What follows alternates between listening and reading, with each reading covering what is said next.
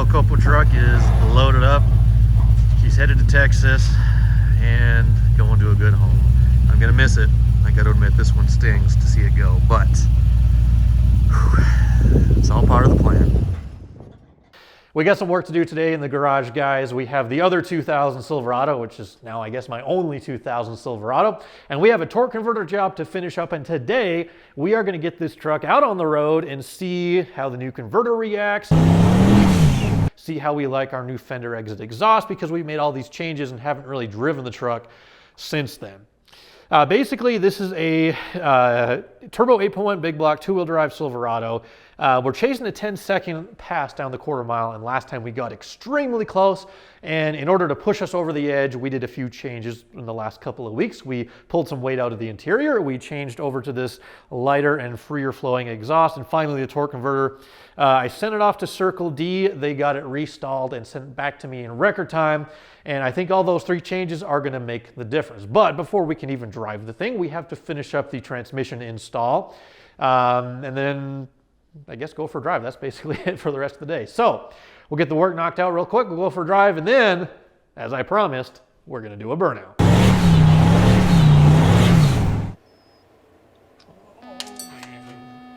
I didn't want to take an ATF bath. Brand new hoodie, too.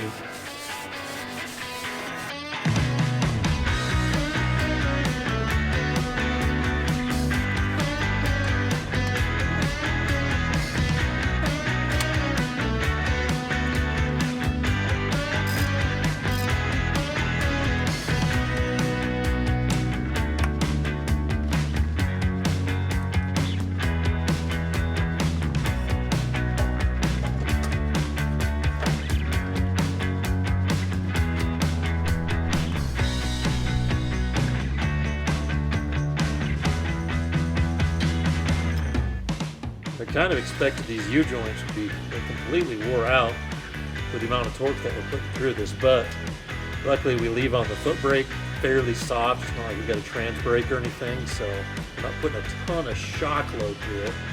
Just slow and steady torque.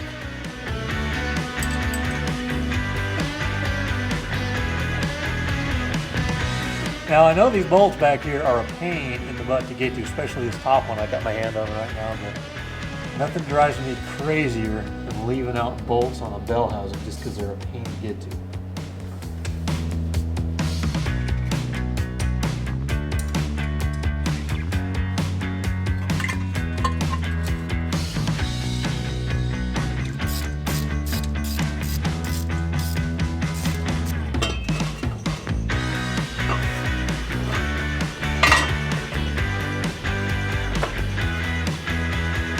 Perfect fit.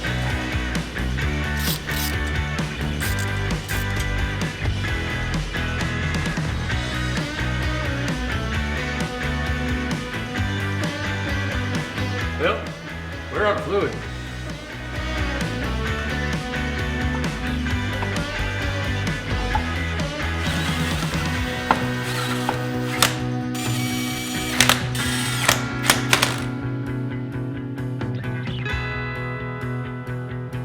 You guys want to talk about inflation?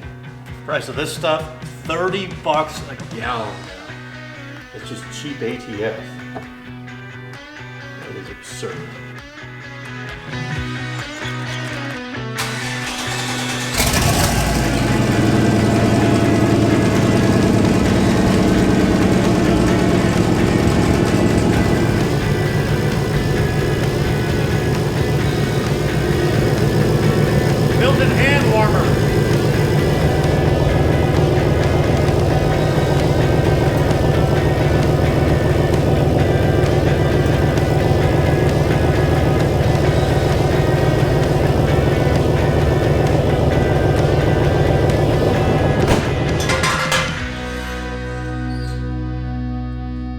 Now, I know some of you had voiced some concerns about how I attached my wheels to, I think, the Mustang in the last video I did. So this time, we're going to do it right. Click. Click. Click.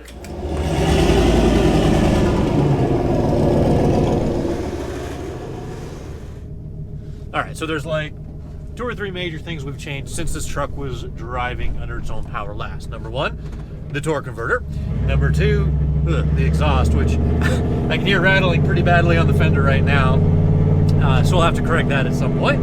And number three, the interior, we've taken a bunch of stuff out. So it's gonna be a little bit louder just from like wind noise and stuff in here. But I guess as far as the exhaust is concerned, in terms of overall volume, like so far, I don't think it's gonna be all that bad. Now, another thing to note is I do have the boost turned all the way down. And it's kind of still Spin City, but it's like it's 35 degrees outside right now, and the tires that I have on here, they don't have all that great traction on a 100-degree day. So this truck, the way it's set up right now, is not something you just want to go out and rip on. I definitely want to get some sound deadening or carpet on the back wall, because like I can hear the wind from the road. Like those little vents in the back of the cab, I can hear them flapping around, and just like, yeah, I know it's a race truck, but I want it to be comfortable.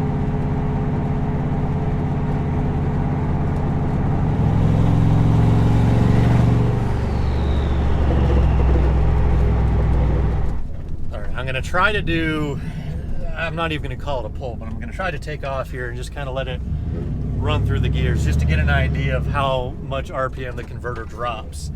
Really, the only way for me to test this properly is at the drag strip, but just kind of give it an easy go and see what we have. I mean, it's already spinning there.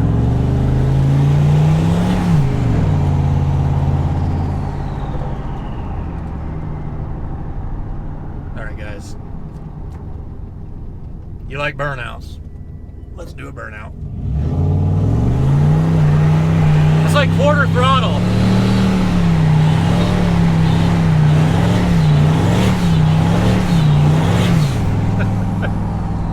Yeah, no traction today, sorry.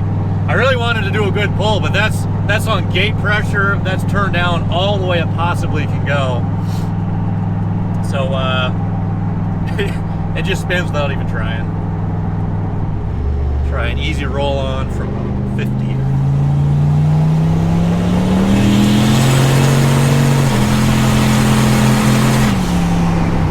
Still kind of walks around a little bit.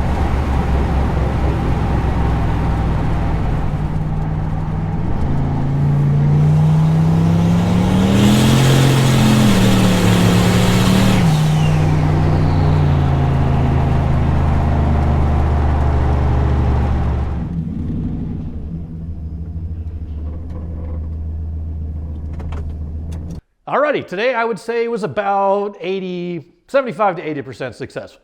On one hand, it does suck that I had to get rid of the COPO truck. I hope you guys understand that. I really wish I could keep every single vehicle that I build, but I'm trying to run a business here, YouTube channel. I'm trying to run a business, and unfortunately, that's a lot of money to be tied up in a vehicle that just sits outside. I don't get to drive it and enjoy it all that much, and I didn't have any immediate plans to build the thing any further. So it's got to go, but we have some really cool stuff that we want to do to our other projects over the winter, and selling the COPO truck kind of is going to facilitate that. So yeah, it sucks, but that's business. The good part though, we got the Ugly Truck back together. It drives great, just like I figured it would. Unfortunately, we didn't get to do a proper full throttle rip on the thing, but the truck belongs at the track. And we are going back to the track this year, by the way. I found a date. And the only major bummer that I discovered today was the exhaust. It rattles around quite a bit, and it makes an extremely annoying noise. I did leave I think I got about 1/4 to 3/8 of an inch of gap around the pipe, but we still have the stock rubber motor mounts in here, and that thing moves around quite a bit. And then I also need to build a little tab to tie the wastegate pipe into the main pipe here, because I mean, this is that cheap Amazon stuff, and it's fairly flexible. So if I just tie those two together, and then also over the winter when we do our 4-wheel drive conversion, we're swapping the frames, and I'm going to redo the motor mounts with some of those Atomic Fab polyurethane ones. So that's really, really going to tighten things up and stop that motor from moving around, which then should stop the noise. I could just chop this fender opening much, much bigger, but I don't want to do that because I feel like the other stuff will cure the problem. Oh, the other thing for the exhaust is like, I really love the sound of it, which is probably rare for you guys to hear me say, because every time I do an exhaust, I have to do it like 12 different times and make all these little changes with resonators and different things like that. But it's actually, it has a really cool tone to it. It's not too loud by any stretch of the imagination. I could drive this thing on race week and it would not give me a headache.